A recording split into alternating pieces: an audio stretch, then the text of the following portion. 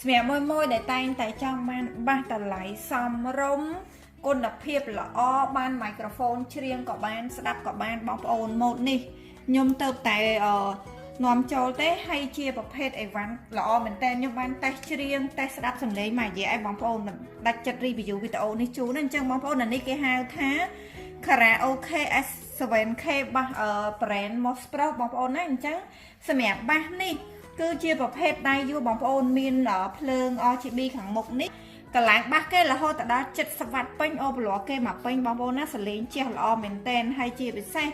សម្រាប់ម៉ូតនេះភ្ជាប់មកជាមួយមីក្រូហ្វូនពីរដើមបងប្អូនមីក្រូហ្វូននេះក៏ស្រួលជាងដែរស្រូបល្អបងប្អូនណាហើយថ្ម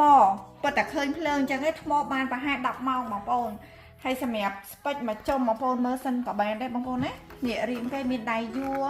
អាចដាក់ទូរស័ព្ទអីបានច្រៀងការ៉ាអូខេអ្នកមាន iPad អីធំធំ screen ធំធំច្រៀងការ៉ាអូខេគឺមើលតែម្ដងឥឡូវខ្ញុំតេស្តមីក្រូហ្វូនឲ្យបងប្អូនតែម្ដងហេឡូអញ្ចឹងឥឡូវខ្ញុំតេស្តមីក្រូហ្វូននេះនិយាយឲ្យបងប្អូនស្ដាប់ណាបងប្អូនអញ្ចឹងភ្លើងយើងអាចដូរបានហើយសម្រាប់ខាងលើនេះ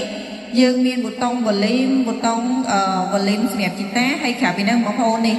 អ្នកដែលចង់លេងជាមួយហ្គីតាឧបករណ៍ភ្លេងផ្សេងៗយើងអាចដោតនឹងបានដាក់ flash memory Type C សាកថ្មអញ្ចឹងបងប្អូនណាហើយសម្រាប់ជប់ការ៉ាអូខេនេះគេ design មកតាមតាពិសេសមួយទៀតគេមានប្រភេទ3ប្រភេទបងប្អូនណានេះសម្រាប់យើងនិយាយអត់អេកូបញ្ជុំអីចឹងទៅសម្រាប់យើងជាការ៉ាអូខេ